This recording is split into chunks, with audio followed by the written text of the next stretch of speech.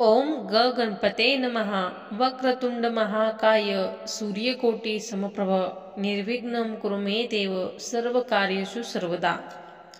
श्री गणेश पुराण कथासार अध्याय 38. त्रिपुरासुराचा जन्म आणि वरप्राप्ती. श्री गजाननाच्या कृपाप्रसादाने खरोखरच गृहसंबंध ऋषींना सर्व ज्ञान, कला, शास्त्र आणि आत्मविद्या यांचे ज्ञान झाले. त्यांच्या कीर्तीचा सुगंध सर्वत्र पसरला. अनेक शिष्य त्यांच्याकडे ज्ञान घेण्यासाठी गोळा होऊ लागले. एक दिवशी गृहसंबंध ऋषी असे श्री गणेश चिंतनात मग्न असताना त्यांना अचानकपणे एक फार मोठी शिंक आली. त्या शिंकेच्या आवाजाने अवघे त्रिभुवन हादरून गेले. त्या शिंकेबरोबरच एक तेजस्वी बालक ऋषींच्या नाकातून बाहेर पडला आणि ते हात जोडून आपल्या जन्मदात्याची स्तुती करू लागला.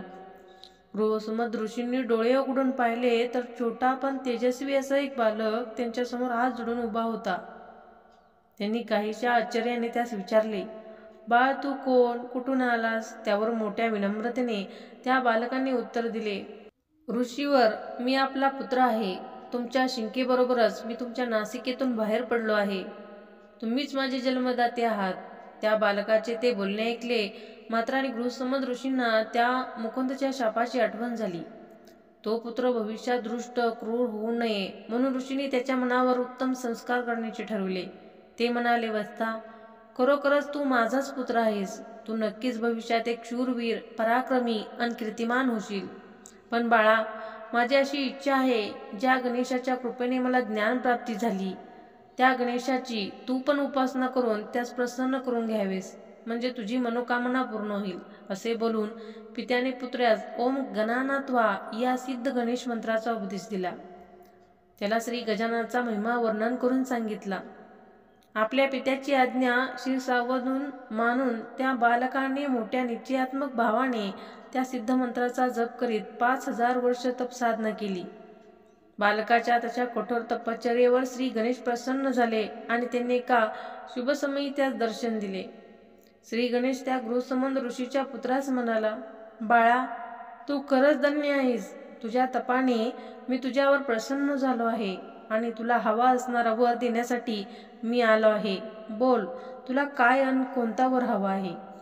पित्याने दिलेल्या दिव्य मंत्राचा जप केल्याने श्री गणेश हा देव आपल्याला वर देण्यासाठी आला आहे हे पाहताच त्या मुलास अपूर्व असा आनंद झाला. तो हात जोडून म्हणाला, हे गणराया, ज्याप्रमाणे सर्व देवतांमध्ये तू वंदनीय, पूजनीय आहेस, त्याचप्रमाणे मी सुद्धा माझ्या शक्ती, सामर्थ्य आणि बलाच्या जोरावर या सकल त्रैलोक्याचा मालक होईन. सर्वजण मला मानतील, माझे स्वामित्व राहील अशी शक्ती दे. मला कोणीही देव, दानव, मानव, यक्ष, किन्नर अथवा अन्य कोणापासूनही भय नसावे. सर्व सुखाचा अक्षय उपभोग हा मला घेता यावा. हे गणेशा, शेवटी माझा उद्धार व्हावा, मला सद्गती लाभावी असा वर दे. तेव्हा एक स्मित हास्य करून श्री गणेश त्यास म्हणाला, बाळा, तुझ्या सर्व मनोकामना या नक्की पूर्ण होतील.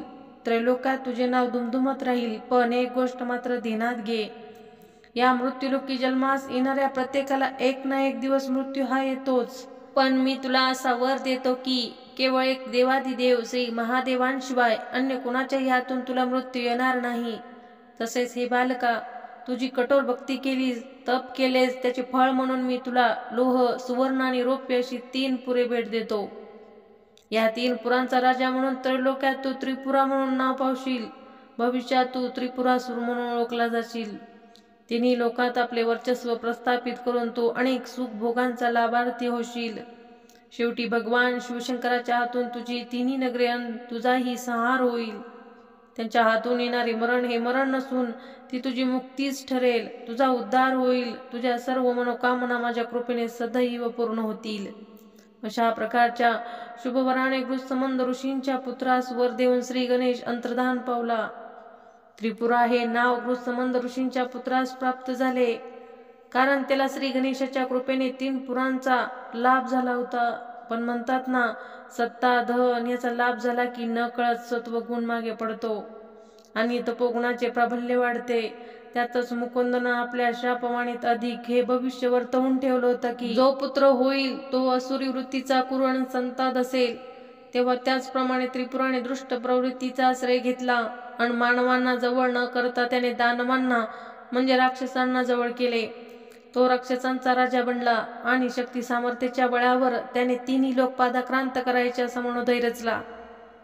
त्रिपुराने सर्वात प्रथम जर कोणते काम केले असेल तर त्याने आपल्याला इच्छित वर देणाऱ्या श्री गणेशांबद्दल कृतज्ञता व्यक्त करीत जिथे गणेशाने त्यास दर्शन दिले त्या बंगाल प्रांतातील पवित्र भूमीत एक गणेश मंदिर उभारले.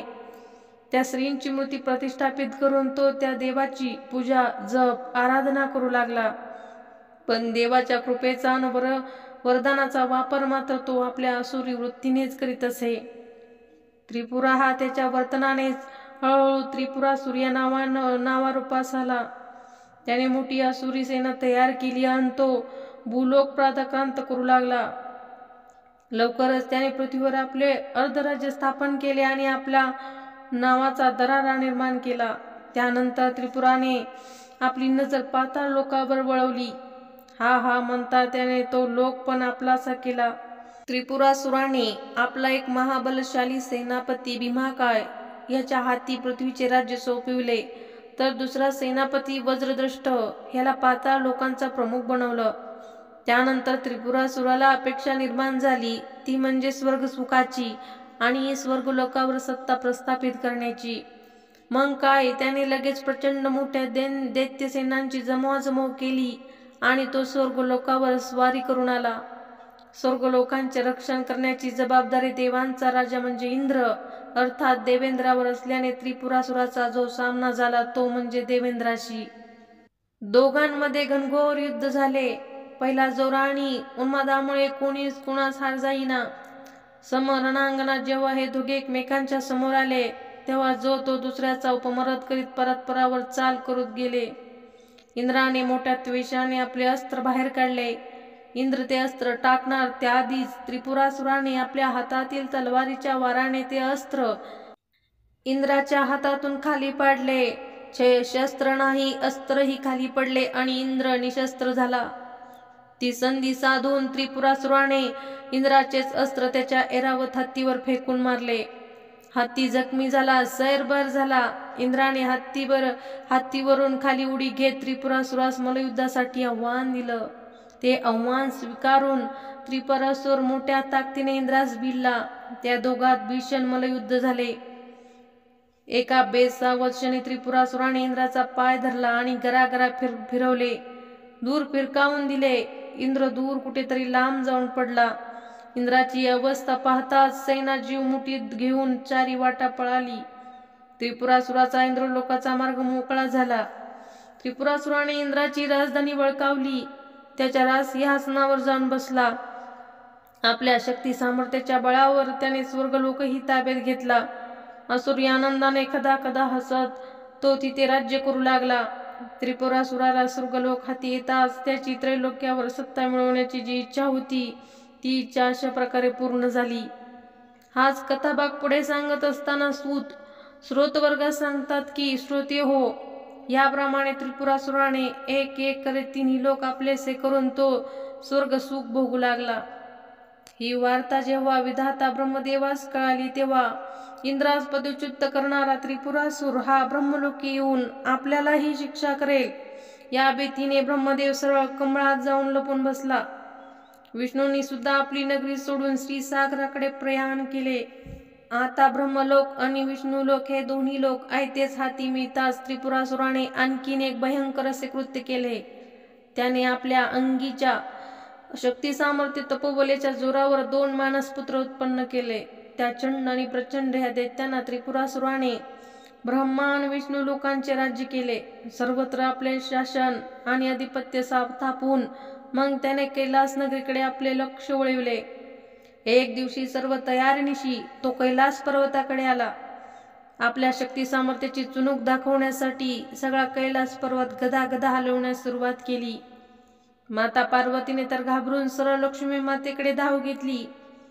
त्रिपुरासुर कैलास पर्वत हलवत आहे हे पाहून स्वतः शंकर त्यांच्या समोर येत त्याची प्रशंसा करीत म्हणाले, वा असुरराज वा, खरंच तुझ्या शक्ती सामर्थ्यास अवघ्या त्रिगुणा तोड नाही. तुझ्यासारखा थोर पराक्रमी बलवान हा तूच. तुझी ही शक्ती पाहून मी तुझ्यावर प्रसन्न झालो आहे. सांग तुला काय हवे. आणि मग काय त्रिपुरासुराने भगवान शंकराकडून तो कैलास पर्वतच मागून घेतला आणि शंकरांनी तो वरदानाच्या बदल्यात त्याला दिला सुद्धा. लवकरच त्रिपुरासुराने शिवलोकही आपलासा केला. इकडे पृथ्वी लोकावर असुर भीमाकायाने मोठे अराजक माजविले. तो मनमानी करू लागला. साधू संत सज्जन तपी जपी यांना त्रास देऊ लागला. सगळीकडे अधर्म अनिती अनाचार्यांना नंगानाच सुरू झाला. त्रिपुरासुरात त्यांच्या निंद्य अन पापाकर्माचे अनेक निष्पाप जीव, स्त्रिया, अबला, देव, ऋषी, जपी तपी यांचे शाप मिळू लागले. पुण्य घटायला अन पापाचे पर्वत वाढायला सुरुवात झाली. सर्व देवदेवतांना एकच चिंता पडली की आता करायचे काय. या त्रिपुरासुराचा नाश केव्हा अन कसा होणार. ते सर्वजण काय करावे असा विचार करीत असतानाच अचानकपणे तिथे देवर्षी नारदांची स्वारी आली. सर्व देवदेवतांनी त्या भक्तराजास नम्र वंदन केले. आपली समस्या त्यांच्या पुढे मांडून त्रिपुरासुराच्या नाशाचा उपाय विचारला. तेव्हा त्रिकालज्ञानी नारद मुनी म्हणाले, देव हो, हा असुरराज केवळ पराक्रमी बलाढ्यच नाही तर तो धूर्त आहे. त्याने प्रथमतः श्री गणेशाचे कठोर तप करून त्यास प्रसन्न करून घेऊन त्यांच्याकडून आपल्या विनाशाचे सर्व दरवाजे बंद करून घेतले आहेत. तो लाभ त्याला श्री गणेशाच्या वरदानापोटी झाला आहे. श्री गणेश हा त्यांचा वरदाता आहे.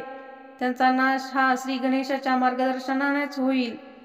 तेव्हा माझे तुम्हाला हेच सांगणे आहे की तुम्ही सर्वांनी सुद्धा श्री गणेशाच्या एकाक्षरी मंत्राचा जप करा. त्यास प्रसन्न करून घ्या. देवर्षी नारदांच्या मार्गदर्शनाप्रमाणे देवदेवताने श्री एकाक्षरी मंत्राने गणेश उपासनेचा मार्ग निवडला. त्यांनी सांघिक उपासनेने प्रारंभ केला. गजाननास त्या सर्वांची दया आली. त्यांनी प्रकट होऊन दर्शन दिले, मनोगत विचारले. तेव्हा हात जोडून सर्व देवतांनी प्रथम संकटनाशक स्तोत्र म्हणून श्री गणेशास प्रसन्न केले. मग त्रिपुरासुराचे वृत्त सांगून त्यांच्या विनाशाचा मार्ग विचारला. त्यावर श्री गणेश म्हणाले, ए देवतांनो, तुम्ही सर्वांनी आता माझे जे 8 लोकांचे संकटनाशन स्तोत्र केलेत त्याने मी तुमच्यावर अति प्रसन्न झालो आहे. हे स्तोत्र पाठकास नक्की सर्व संकटांपासून मुक्त करवेल. त्रिपुरासुराचा कोणीही पराभव वा वध करू शकणार नाही असा वर देतानाच मी त्याच्या विनाशाची सोय करून ठेवली आहे. तेव्हा तुम्ही निश्चिंत व्हा. सर्व काही लवकरच पूर्ववत होईल आणि तुम्हा सर्वांना तुमचे राज्यपद, ऐश्वर्य, सुख हे प्राप्त होईल. त्यांची तुम्ही चिंता करून न करता फक्त माझ्या स्वरूपाचे चिंतन करा. तुमचे कार्य मी स्वतः करीन. श्री गणेशाच्या या अभिवचनाने सर्वांनाच मोठा आनंद झाला. त्याने विनम्र भावे नमस्कार करून गणेश नामाचा जय जयकार केला. सूत मागील कथासूत्र पुढे नेताना श्रोत्यांना सांगतात की श्री गणेशाने देवदेवतांना अभिवचन दिले.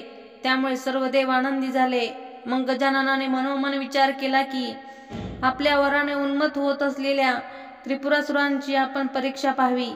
तसेच त्या भेटीमागे आणखी एक कारण होते, ते म्हणजे भविष्यातील त्रिपुरासुराच्या वधातील भगवान शिवशंकर आणि त्रिपुरासुर यांच्यात काहीतरी संघर्ष होणे आवश्यक होते. श्री गणेशाने त्यासाठी एक युक्ती केली. त्याने कलाधर नावाचा एक विद्वान ब्राह्मणाचे रूप धारण केले आणि तो स्वतः त्रिपुरासुराच्या दरबारात जाऊन उभा राहिला. त्रिपुरासुराने त्या विप्राचे आगत स्वागत केले. त्यास त्यांच्या भेटीस येण्याचे कारण विचारले. तेव्हा ब्राह्मण रूपी गणेश म्हणाला, हे असुर राजा, तुझी त्रिभुवनताली कीर्ती ऐकून मी तुझ्या भेटीस आलो आहे. मी असे ऐकले आहे की गुणपारखी आहेस. मला अवगत असलेल्या कलागुणांनी तुझे मन जिंकू इच्छितो. तेव्हा त्रिपुर म्हणाला, छान, तू तुझी एखादी कला मला दाखव की मी तुला माझ्या दरबारात मानाचे स्थान देईन. अवश्य असे म्हणून त्या ब्राह्मणाने डोळे मिटले. तो मुखाने कसलेसे अपष्ट मंत्र म्हणू लागला आणि हाताने आपला काहीतरी वस्तू निर्माण करीत आहोत असा अभिनय करू लागला. आणि पाहता पाहता या ब्राह्मणाने तिथे सुंदर अशी दिव्य विमाने तयार केली. तो म्हणाला, हे दैत्यराज त्रिपुरा, या विमानात बसून तू त्रिलोकात कुठेही संचार करू शकशील. या विमानाने तुझ्या मनातल्या इच्छा पूर्ण होतील. तुझा सर्वत्र दरारा वाढेल. सर्वजण तुझा मान सन्मान करतील. पण काय त्रिपुरासुराने विचारले. त्यावेळी जणू काही त्यांच्या मृत्यूचे भाकीत सूचित करीत तो विप्र म्हणाला, असुरराज, या विमानांना तू प्राणापेक्षाही जास्त जप. या विमानाचा नाश केवळ एक भगवान शिवशंकरच करू शकतील. त्यांनी जर एकाच बाणाने या तिन्ही विमानांचा नाश केला तर त्या क्षणी तुझ्याही जीवनाचा शेवट होईल. इतके सांगून विप्राने ती तयार केलेली 3 दिव्य विमाने त्रिपुरासुरास भेट दिली.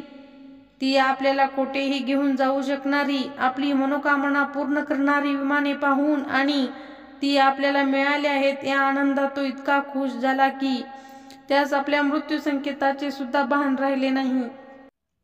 त्याने अति प्रसन्न होत विचारले, धन्य धन्य विप्रा, तू खरंच तुझ्या नावाप्रमाणे थोर कलाकार आहेस.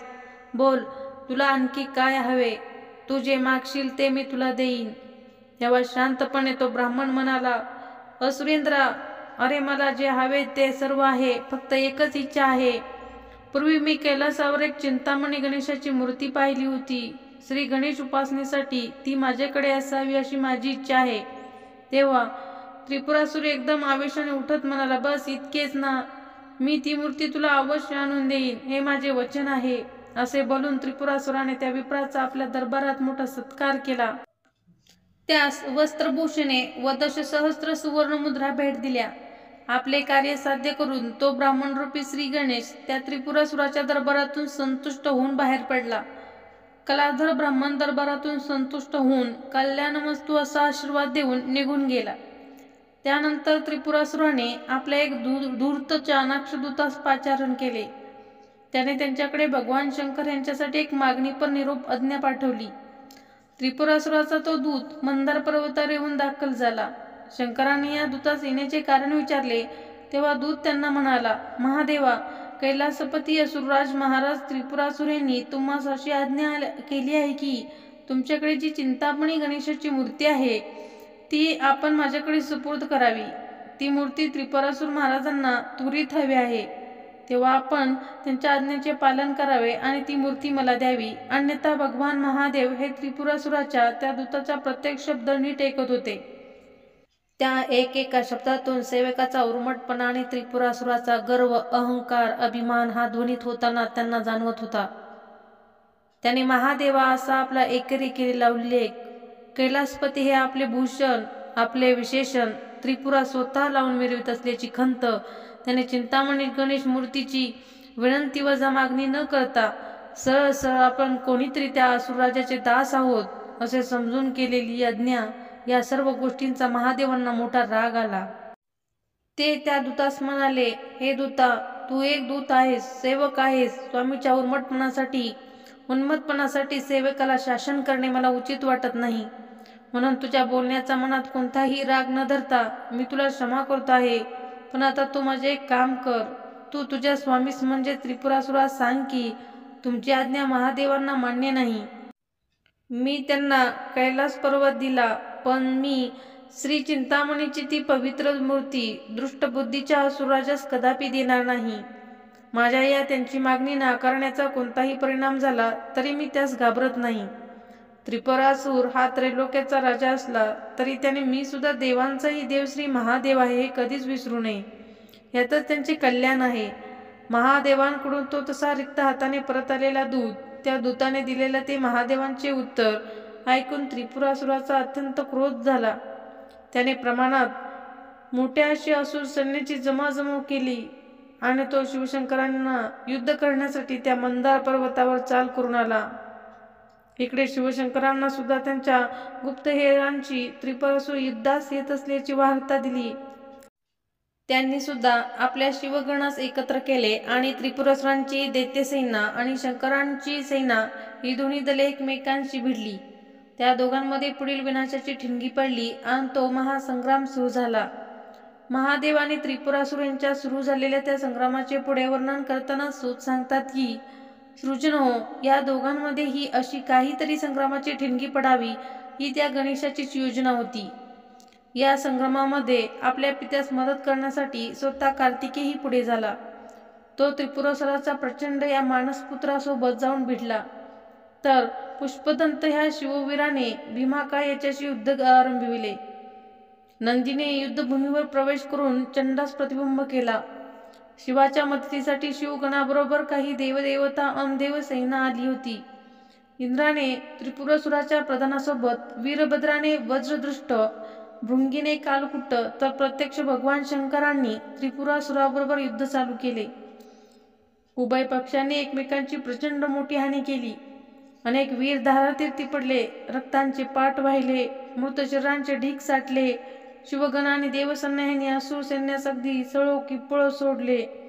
आपले सैन्य सैरभैर झाले आहे, त्यांची इप्पीची हाट होत आहे हे पाहून त्रिपुरासुर अत्यंत क्रोधित झाला.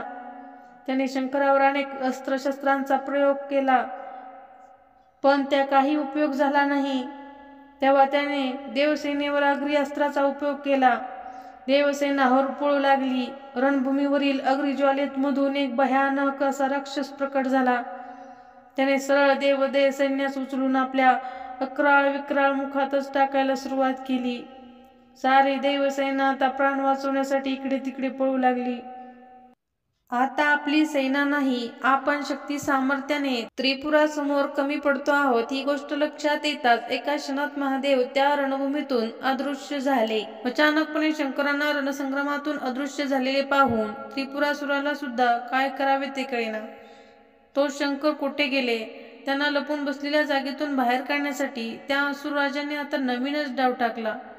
मुळातच तो असुर त्यात कामात त्याने पार्वतीचे हरण करून तिचा भोग घेण्याचा विचार केला आणि तोही तिच्या शोधासाठी मंदार पर्वताकडे निघाला. अधिमाया पार्वती देवीस दृष्ट, दुराचारी, पापी, अधर्मी त्रिपुरासुर हा आपली कामेच्छा धरून आपल्या शोधात येत आहे हे तिच्या ज्ञानशक्तीने कळले.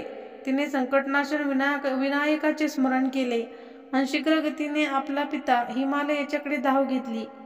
पित्याने आपल्या लेकीस एका सुरक्षित जागी लपवून ठेवले, पण झाल्या प्रकाराने सर्व देवदेवता मात्र अधिकच चिंतित झाल्या. त्रिपुरासुराशी लढताना पराजित झालेले शंकर आणि सैरभैर झालेली सैन्या, पार्वतीने लपून राहणे या सर्वांमुळे देवांना फार दुःख झाले.